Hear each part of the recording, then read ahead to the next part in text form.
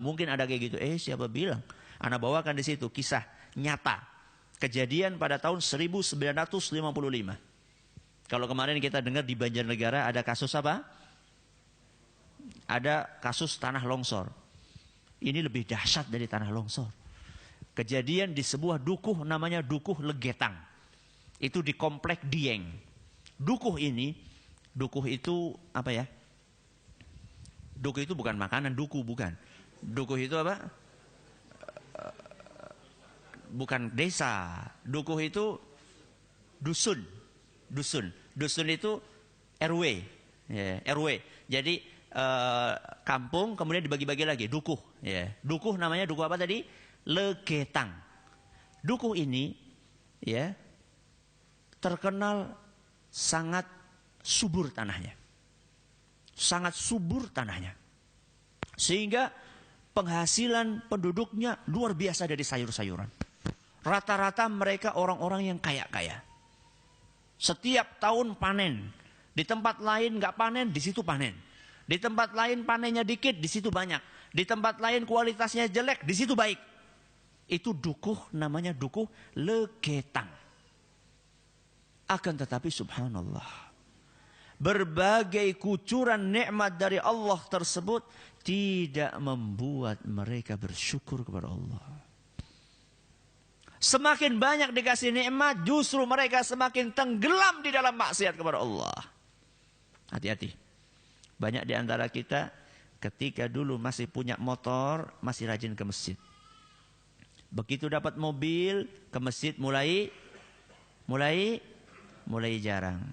Ketika dapat kereta, nggak pernah ke masjid lagi. Ya, hati-hati. Orang-orang yang seperti itu, hati-hati.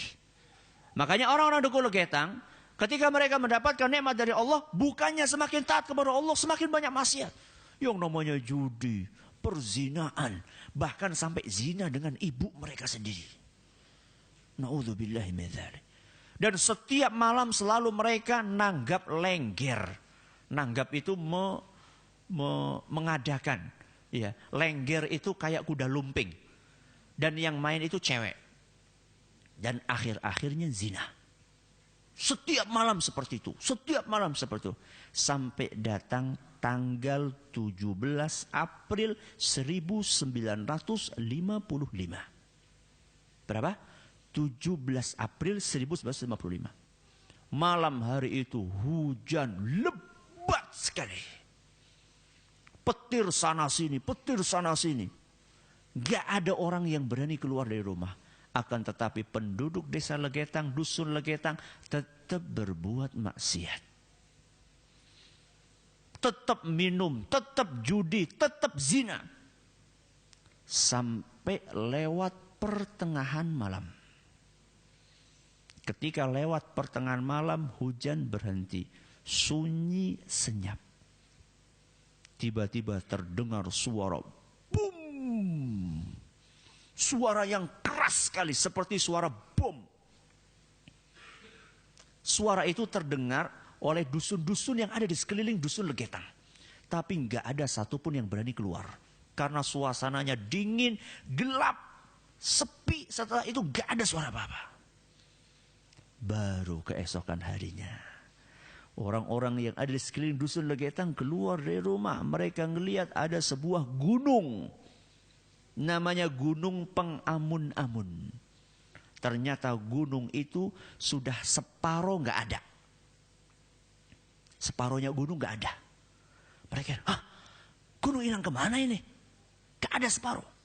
Kemudian mereka lebih kaget lagi ketika gunung yang separuh itu sudah pindah di atas dusun Legetang.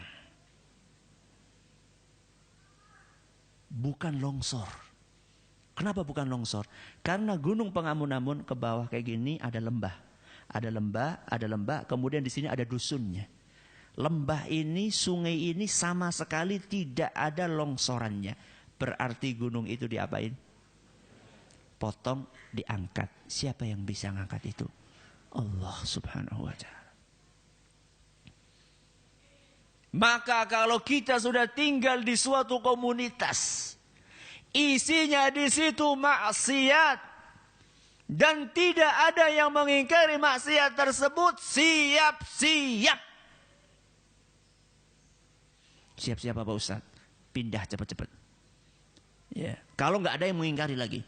Tapi kalau masih ada yang mengingkari, berterima kasihlah kepada orang-orang yang mengingkari tersebut. Berterima kasihlah kepada orang-orang yang mau beristighfar kepada Allah. Walaupun dia orang miskin. Bisa jadi azab tidak Allah jatuhkan ke negeri kita ini. Walaupun yang namanya kemaksiatan di negeri kita banyak sekali. Bukan hanya kemaksiatan, kemusyrikan, kekufuran di negeri kita. Mungkin Allah belum jatuhkan azab kepada negeri kita ini secara umum.